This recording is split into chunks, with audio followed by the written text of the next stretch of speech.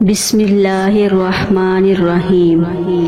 شروع اللہ کے نام سے جو بڑا مہربان اور نہایت رحم کرنے والا ہے۔ دین اسلام زندگی چینل کے ناظرین السلام علیکم۔ قرآن پاک کی سورہ کہف میں حضرت موسیٰ علیہ السلام اور حضرت خضر علیہ السلام کے واقعے کا ذکر ہے۔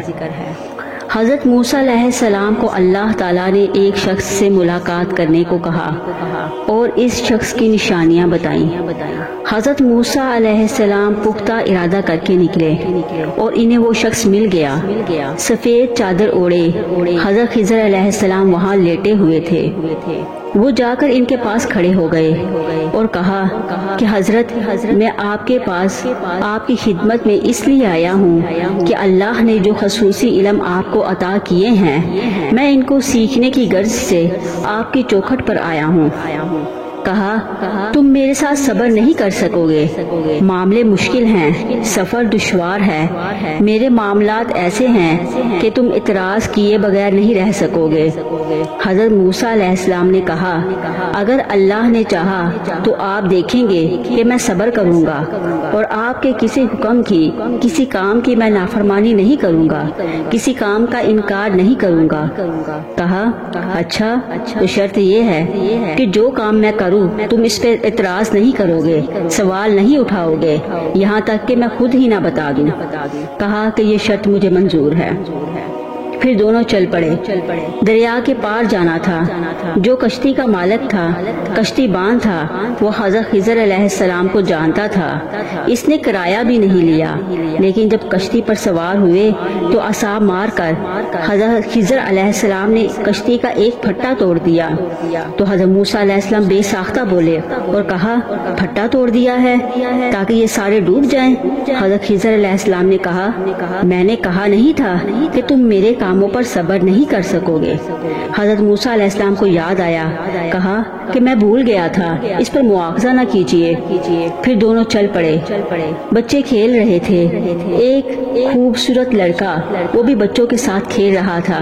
حضرت خضر علیہ السلام آگے بڑھے، اس کی گردن مروڑ دی اور اس کو قتل کر دیا۔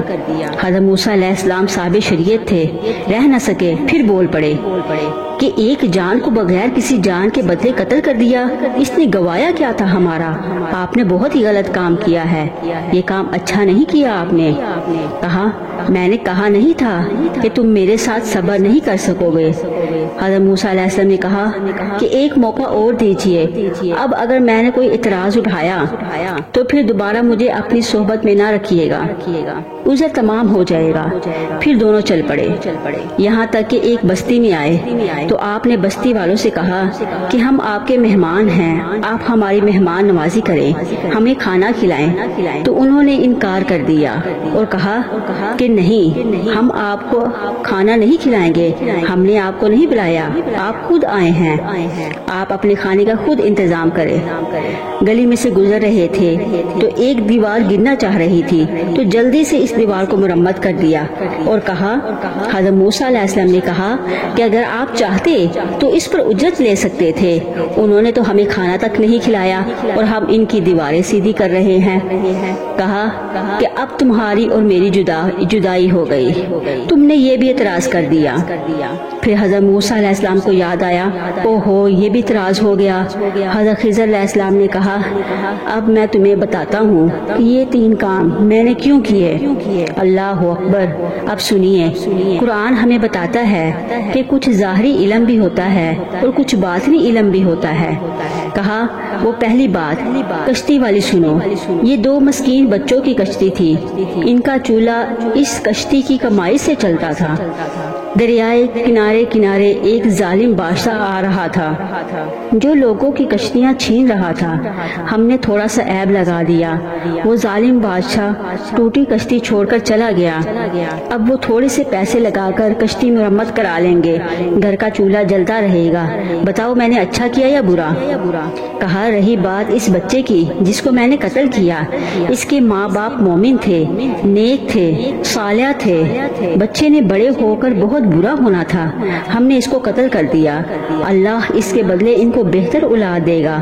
علماء تفسیر میں لکھا ہے کہ اللہ نے اس بچے کے بدلے میں ان والدین کو ایک بیٹی عطا کی جس کی نسل سے 70 نبی پیدا ہوئے۔